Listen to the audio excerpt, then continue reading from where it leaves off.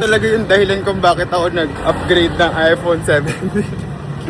Because this is so cute! Sobrang fantasy as a like feeling vlogger. No? Sana earlier pa lang may ganito na. So today is my last day in Neuro Ward. Ang bilis lang. Alam niyo, sobrang bilis kasi after surgery, minor rots kami. So 2 weeks psych, 2 weeks neuro, 2 weeks ENT, and 2 weeks opta. Hindi ako masyado nakapag-vlog during psych kasi syempre privacy yun ng psych patients. And wala naman din masyadong ginagawa na pwedeng ipakita. Puro sa ENT tsaka sa opta ako makakapag-vlog ng very lightweight yung schedule namin doon. Nagpa-x-ray yung patient ko kaninang umaga. Wala pa yung results. So let's get the initials. Okay, balik tayo. This is the radio department. May consultant inside. Pinabalik nila ako. May consultant. May ano na ako. Yung dinadaanan namin kapag papuntang ER. That's the ER. Tapos, kukuha ka ng initials. Going hallway. Sobrang dilim yan. Imagine yung walang ilaw. This is the face of a girl. Nag-decking kami. Yung deck is from 9 to 12. So, after that, kasi nakakatulog ka naman na after. Nakakaloka. Natulog siguro mga 2 or 3. Matulog lang ako kasi mayroon kaming conference ng 8. Pero after that, wala akong ganap for today. So, this is my last week in Neuro. Today ay ER tayo. Wini-wish ko lang sana ay makatulog ako tonight. Sobrang rampant ng Neuro cases. Lalo na kakatapos lang ng holidays. Dahil yan sa kakakain nyo ng madaming lechon. 12 a.m. Good night. Wala akong tulog last night. Nag-OPD pa today. Na para bang si Superwoman siya. For a little context. So, this is January. Mag-written revalida na kami. Today is my last day on Neuro. May pahinga lang ako na 1 day and then it's my written revalida. So, this is the results. List of clerks scheduled to take the written. Wala ako. Today is our... Ay, hindi pa pala last day. Feeling last day. Last day na lang kunwari in the ward. Nag-ward rounds currently. Nag-ward rounds kami. Pupunta kami ng SJP. Nakapagod na ako. Umaga, nagugutom.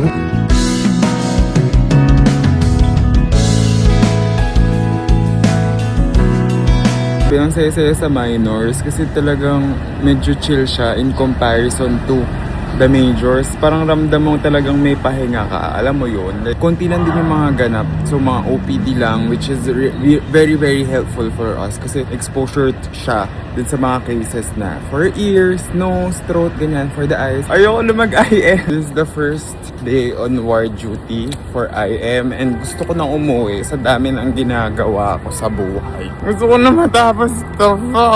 Papunta tayong CKD unit dahil nandun ang aking patient. Hanggang 6 hanggang 12 siya doon. Bakit na tayo? My first night over night duty and I've been here for 11 hours.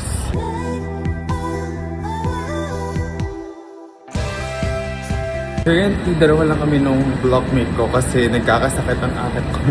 Kailangan natin magpalakas. Uminom kayo ng gamot niyo. So, pupunta tayo sa CKD unit tsaka pupunta din ako ng CT scan kasi kuhanin ko yung results ng patient. Palagi na lang ako duty. Natatawa na din yung mga kasama ko kasi sabi ko, may pasok ka na naman. Oo, may pasok na naman. So, wala tayong magagawa dyan because that's the essence of life. But we show, ganda sa IM 3rd week pa lang po. Pero grabe guys, never again. IM 1 tayo. So, every week nagpapalit tayo ng mga patients tsaka ng residents ng from. Wala akong tulog last night because 3 a.m. ako natapos magpapel.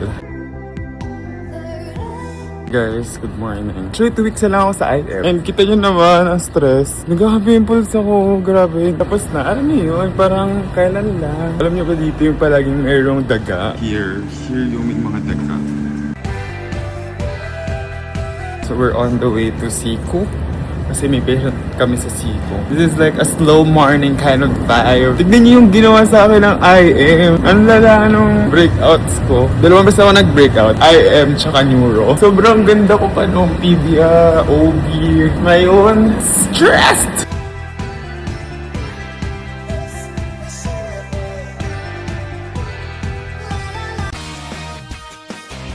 Hi guys, good morning. Today is day 2 in Family and I'm going to the families today. Nandito sa family, pupunta kaming barangay today. Yeah! I'm so happy because no stress at all. May mga papers pero alam niyo yun, no strings attached and everything.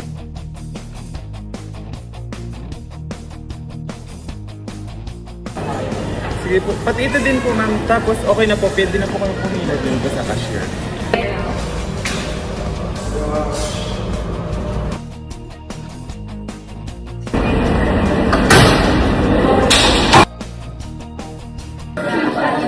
Hindi niyo pinansin yung ganito ko. Nagpasa ka na. Ayun, sa kanya. Mag-hi ka. Hi!